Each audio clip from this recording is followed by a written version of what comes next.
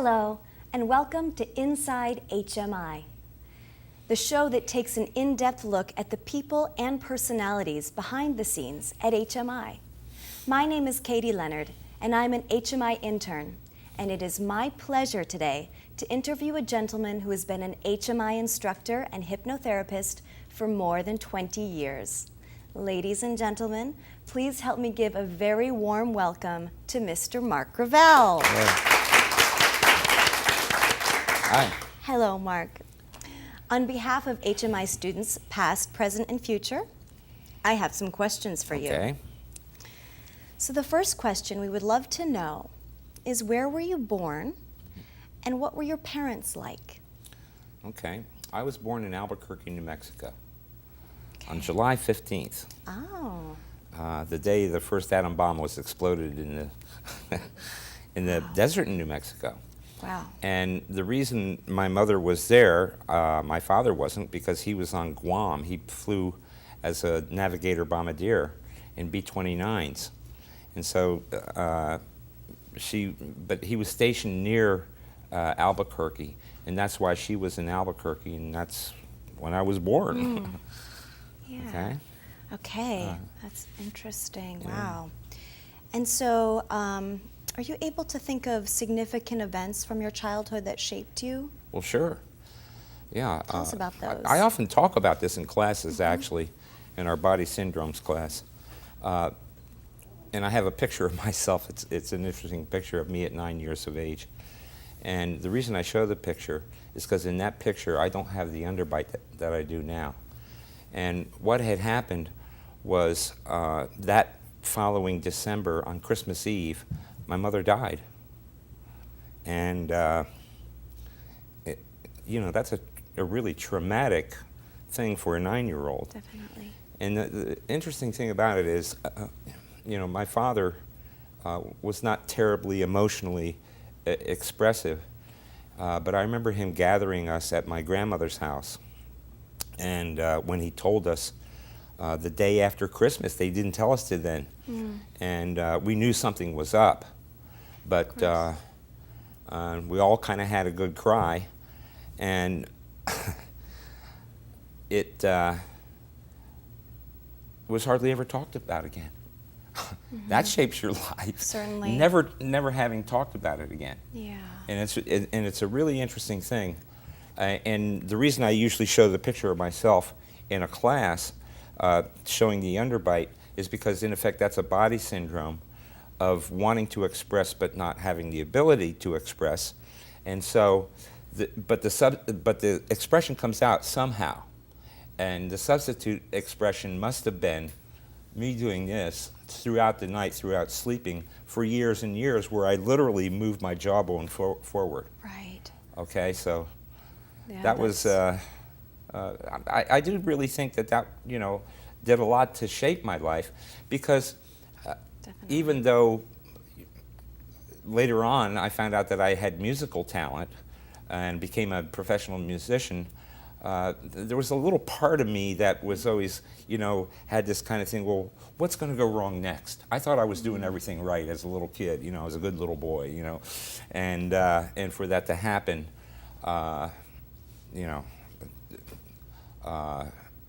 so it took me a long time to really resolve, to get to the resolution of that loss. Of course. But nobody ever talked about it, a house full of emos, you know what I mean? So that was your expression for it. Yeah. I can tell you when it came out if you want to hear, when I finally resolved it. Sure. Well, it's an interesting story. I was married for 15 years, and we eventually divorced. We have a beautiful son as a result of that marriage, so something really good came out of it. But I was in a relationship with a woman who she wanted me to marry her. I didn't think it was going to work, and I kind of rejected her, but then she rejected me, okay, because I found out that she had run off with somebody else. And the one thing that the Achilles heel of an emotional male is we may not want them, but we don't want anybody else to have them. I wanted her more than ever then. It's really funny the way things turn around. Okay, so she rejected me. I couldn't get her out of my mind. And I was driving back to try to get this out of my mind. I went fly fishing up near Mammoth, a beautiful place called Hot Creek. And driving back, and now I'm 40 years of age, okay? And it was 9 when she died. And I had this overwhelming sense of, it was just like a cathartic moment. And I just started crying uncontrollably. And later on, when I eventually came to HMI, I didn't know what happened to me, you know. But here's what got resolved, or here's what happened. I finally allowed myself to feel the abandonment, which was triggered by being dumped by the woman that I was in a relationship with. Definitely. And I finally figured it out with the help of Dr. Alex Kappas later on. Yeah. This is what really went on. Wow, thank you so much for sharing that. That helped, you know. Story, and here's another interesting thing. When I was on the stream fly fishing, I met a psychologist. Yeah, and I made a decision at that point.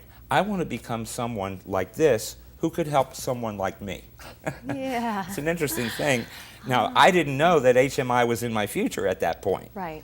But somehow it turned out that way. Yes. And now probably most of the work I do is people with relationships. Interesting. Isn't that it's really something that challenged you became right. something you mastered and were able to help others with? Yeah, yeah. Beautiful. So a little switching of gears, you said that you were a musician. Right. The question is, what was your first job? Oh, I can actually remember my first job. My first job was in 3rd grade, walking a dog around the block for my 3rd grade teacher. I was 8 years old. And then, I'm going to tell my age here, I had another job carrying ashes out of that's when they used to have coal stoves, and carrying the ashes out and spreading them in the driveway. So I was 8 when I had my first job. Yeah. Working very young. Yep. The next question is, what was your education before you came to HMI? Okay. Well, I grew up on the East Coast. I went to high school I graduated high school in southern Pennsylvania. My father moved back with his job. He was an aeronautical engineer. And we moved back to New Jersey. And I went 1 year to a place called Monmouth College. This was a really interesting place, because Monmouth College basically consisted of these huge palatial mansions that the robber barons in the 20s built. One was a replica of the Palace of Versailles. It was actually ridiculous to go to classes in these things. And so anyway, I went there for 1 year, and quite honestly, the family wasn't terribly functional. My father remarried, and I have 2 younger sisters. One is deceased now. And a stepbrother and a half-sister. Okay, so it's Sounds like my family. Yeah, well, it's a pretty large family. And so I went 1 year to so eventually I wanted to get out of the house. I literally, I didn't have the guts to run away per se. So I transferred to the University of Maryland. And that summer I worked 5 different jobs to be able to pay for the tuition. Wow. Yeah, yeah. And so I went to the University of Maryland, and I was there about 3 years or so. I'd actually flunked out. but I don't mind saying that, see, because then I had to realize if I didn't get back into school, then I was going to be drafted for the Vietnam War. So I immediately got into Prince George's Community College. And I sat down and I did think things out, and I said, well, what can I do differently? Maybe I should actually go to classes and study. Let's try that. So for that semester I was at Prince George's Community College, I made Dean's List. And I thought I could do it. I had never had the confidence to think that I could really, get this stuff, but I did. And then I went back to the University of Maryland, graduated with a degree in psychology, and immediately got drafted. Wow. And I took an audition for the Army Band. At that, I started out playing drums, but then I added electric bass.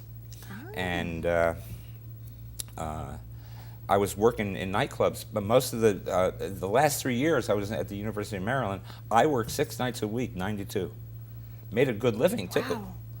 You know, making a lot of money for like a 22-year-old kid in 1967. I was making $10,000 a year. Wonderful. So that's Yeah. pretty good. Yeah. Yeah. That's great. So I think I got the work ethic from my father. Yeah. And I've always had a really good work ethic, you know, workaholic, that kind of thing. Okay? Yeah, So, incidentally, I missed 1 day of work in the last 40 years. Wow. So I've That's enjoyed inspiration relatively for all good of us. health. Thank God. We don't have Yeah. any wood here to knock. Here. Right over here. Okay? Yes. So the University of Maryland was prior to this. Yes. So now you said you're an emotional sexual. Oh, yeah. Yes. And Or should I say, mm-hmm. exactly. You know, I used to come in and here was Dr. Alexis Kappas. Hello. That was his hello. He was an emotional sexual, I take yes. it. Okay. Well, the question is, how has Dr. John Kappas's E&P model affected you on a personal level? Oh, on a personal level, well, I remarried in 1986. No, 87, excuse me. Sorry, honey. I met her in 1986 in Columbus, Ohio, met my wife. And I still hadn't been to HMI, you know, but we had an incredible chemistry. We'd talk hours and hours on the phone. And even though we didn't have that much contact, we got married. I met her in August of 1986, and we got married in March of 1987. I was doing a cruise, still playing a gig with Jim Neighbors, and we went to St. Thomas. She met me in Miami from Columbus. We went on the ship, and here's an interesting thing. You can't get married on a ship. See, because there's no jurisdiction if you're in international waters, so you have to have a license to get married. So we got off the boat, I'm dressed up, she's dressed up. We walk in and get the marriage license, go buy the rings, and went and got married. Wow. It was quite interesting. Then she went back to Ohio for another 2.5, 3 months. Oh, when you were here? And I came back here. And you talked on the phone? Yeah. Wow. So you were a bassist, Right. and a dog walker, Yeah. and a coal cleaner. Are there any other careers you've had before becoming a hypnotherapist? In a few words? I taught a lot of music. You know, I was a music teacher, Oh, a yeah. professional music teacher. I Yeah. would give private lessons. Oh, yes. Wonderful. Okay. Okay. Well, it's time for us to take a short break. Okay. Stay tuned, and when we come back, we'll continue our interview with Mark Gravelle.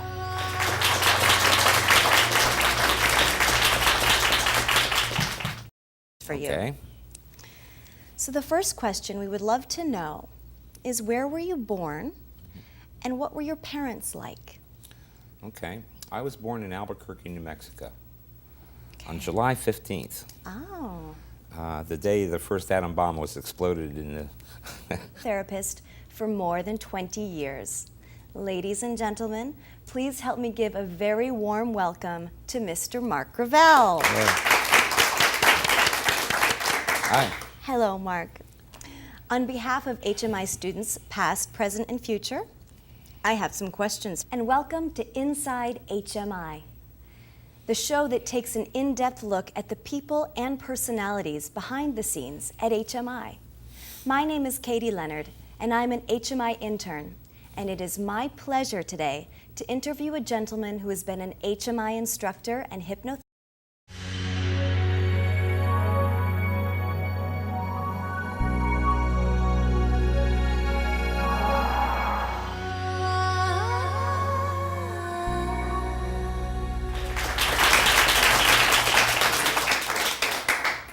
Hello. In the desert in New Mexico. Wow. And the reason my mother was there, my father wasn't, because he was on Guam. He flew as a navigator bombardier in B-29s. And so but he was stationed near Albuquerque.